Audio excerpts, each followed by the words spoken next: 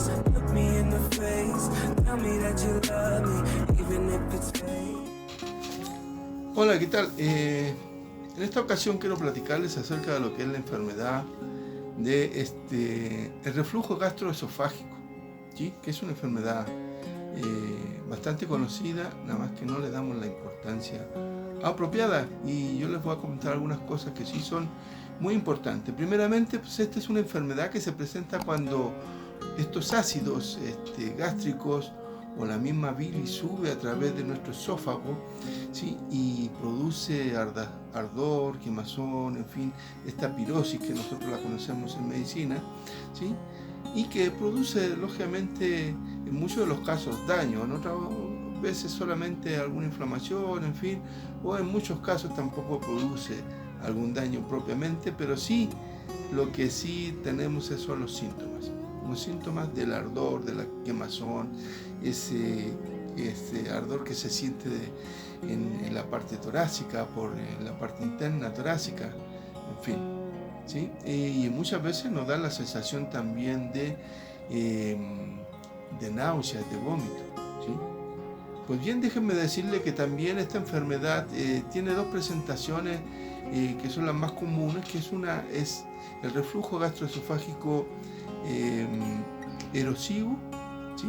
Que es el que produce daño propiamente cuando sucede, y el no erosivo, que ese no produce daño, pero sí se sienten todas las sintomatología que produce un reflujo, pero no produce ningún daño, ninguna lesión en el revestimiento del esófago ni en la mucosa. Pues bien, ahora también lo otro que también es muy importante es saber de que después de dos regurgitaciones que puedas tener, ¿sí? De reflujos que puedas tener en una semana, estás dando inicio posiblemente ya a la enfermedad de reflujo gastroesofágico, ¿sí? Pues bien, también tenemos nosotros un esfínter esofágico inferior, que es donde está el cardias, en fin, en la boca del estómago, que ese se abre y se cierra dependiendo las necesidades orgánicas metabólicas que tiene el cuerpo, ¿sí? Entonces, este está compuesto también por un ligamento freno esofágico, ¿sí? Que le da el funcionamiento y el mantenimiento al ángulo de His, ¿sí? Cuando necesita abrirse, se abre y recibe la alimentación, en fin, y cuando ya pasó la alimentación se cierra, ¿sí?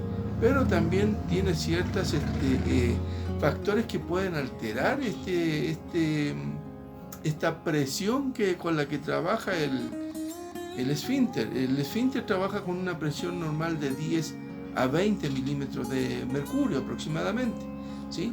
Pero hay algunos factores que pueden cambiar, que pueden alterar, ¿sí? Producir algunos trastornos en lo que viene siendo la presión propiamente de este ligamento, de este esfínter, ¿sí? Esofágico, ¿sí?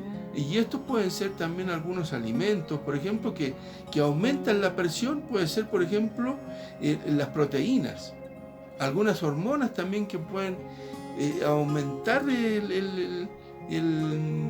la presión. Puede ser la gastrina, ¿sí? La motilina, ¿sí? Ahora, por ejemplo, lo que puede bajar esta presión, ¿sí? Algunos alimentos que bajan la presión, por ejemplo, como es el chocolate, el alcohol, el etanol. De las hormonas puede ser la secretina, el glucagón, progesterona también, ¿sí? Son algunas de las hormonas. En fin, entonces hay algunos factores que van a depender para proporcionarle una mayor presión o una menor presión a este esfínter esofágico inferior. El cuadro clínico tenemos como principal manifestaciones los síntomas de pirosis y regurgitación. Ahora también hay otros síntomas que se pueden presentar en algunos pacientes, como pueden ser también, por ejemplo, un dolor de estómago, ¿sí? Epigástrico, dolor torácico, náusea, vómito, una disfagia, una disfonía, en fin, hasta trastornos para poder conciliar el sueño. Eso sería principalmente dentro del cuadro clínico. Ahora también las complicaciones. Las complicaciones tenemos, por ejemplo, lo que es la complicación esofágica y las complicaciones extraesofágicas, ¿sí? Dentro de lo que viene siendo la complicación esofágica, pues podemos tener lo que viene siendo una esofagitis, úlceras esofágicas, estenosis peptídica o esofágica, metaplasia también, que se presenta mucho con lo que es el esófago de Barrett, ¿sí? El esófago de Barrett es una alteración que se produce, un daño que se produce también en la parte final del esófago, entrada con la boca del estómago, donde está el esfínter esofágico inferior, ¿sí? Ahí hay una tonalidad roja del revestimiento epitelial, ¿sí? De la mucosa esofágica y un engrosamiento de esa zona. Y eso también nos puede llevar a otras cosas, como puede ser también una neoplasia. Una neoplasia ya es un adenocarcinoma esofágico. Y que lógicamente, pues esto ya es hablar de lo que viene siendo producción de células precancerígenas. Muy bien, ahora por ejemplo las extraesofágicas. En las extraesofágicas tenemos lo que viene siendo, por ejemplo, una laringitis, una neumonía, neumonitis, neumonías recurrentes, una fibrosis pulmonar también, una erosiones dentales, ¿sí?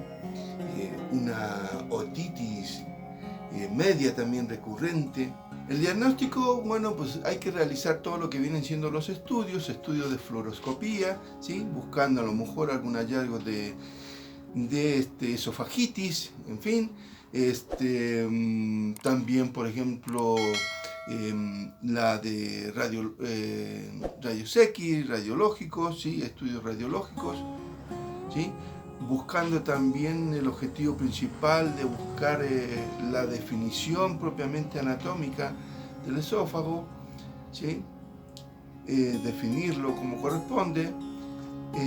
También las endoscopías, estudios de endoscopías, donde se van a buscar también ya sean hallazgos de erosiones, esofagitis, también buscar también lo que viene siendo estenosis, estrechez del esófago, úlceras del esófago, en fin, ¿sí? Hasta lo mismo que comentábamos hace un momento, el esófago de Barrett, ¿sí? O sea, todo lo que podamos visualizar a través de lo que puede ser una endoscopía, ¿sí? Ahora, si ninguno de estos también nos dan algún carácter positivo dentro de estos estudios, como lo deseamos para poder entender bien qué es lo que está sucediendo, se utiliza también lo que viene siendo un pH-metría en 24 horas. Bien, aquí se mide más que nada el tiempo total del pH que es menor a 4, ¿sí? Esto se realiza también en una posición de cúbito supino, en posición también erecta, ¿sí? Se va a medir la cantidad de episodios también presentados en 24 horas, la prolongación del episodio, ¿sí? Los que son mayores a 5 minutos, y también los episodios que son mucho mayor, ¿sí? Mayor prolongación. El tratamiento, el objetivo principal es poder controlar lo que vienen siendo los síntomas, detener ese daño que se produce y por otra parte prevenir también lo que vienen siendo las complicaciones posteriores que se van a poder presentar, ¿sí?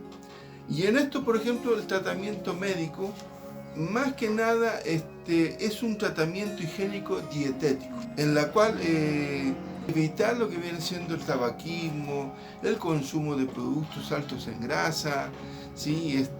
O sea, esa mala alimentación, ¿sí? El chocolate, líquidos, la acidez, prevenir esa acidez, ¿sí? No comer en exceso, también productos que le van a producir esa acidez, productos que tienen demasiado condimento, salsas que tienen mucha picante, medicamentos también que muchas veces utilizamos para un dolor, para una inflamación y que a veces nos está produciendo también una gran cantidad de acidez estomacal. Tratar de prevenir todo este tipo de cosas, ¿sí? Y que lógicamente pues, nos van a ayudar muchísimo también a mantener fuera del alcance también a la enfermedad del reflujo gastroesofágico. Ahora también los fármacos, la farmacoterapia que se puede utilizar, en estos casos también están, por ejemplo, los agonistas H2, ¿sí?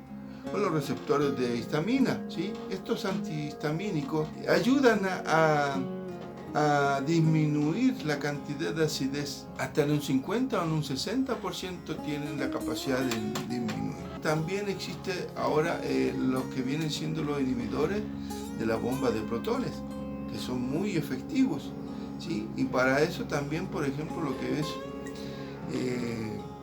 la disminución propiamente de lo que es la acidez, ¿sí? De los ácidos gástricos, en lo que vienen siendo el omeprazol, el pantoprazol, el esomeprazol, en fin, son varios, ¿sí? El omeprazol es uno de los que más se utiliza en estos casos y que vienen siendo 20 miligramos al día. Ahora también los agentes procinéticos, ¿sí? Que nos ayudan también a esa limpieza y a esa velocidad de tránsito intestinal para darle, que tienen una mayor motilidad y que le dan una mayor velocidad también y lógicamente eso nos mantiene mucho más saludable nuestro intestino, ¿sí? El Tegaceret, está la metoclopramida, está la eritromicina también, ¿sí?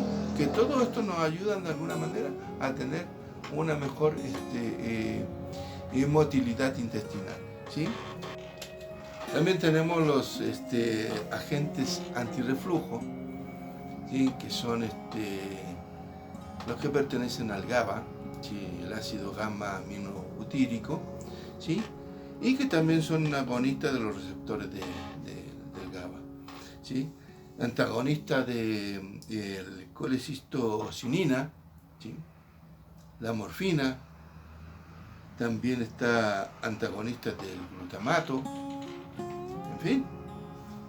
Otra cosa también los protectores de la mucosa, ¿sí? Ahí está el sucralfato, que es un protector realmente porque es actúa como un amortiguador de los hidrogeniones. Y otra cosa también, por ejemplo, el Tagaceret, este medicamento lo que hace también es ayudar a la secreción bicarbonato duodenal.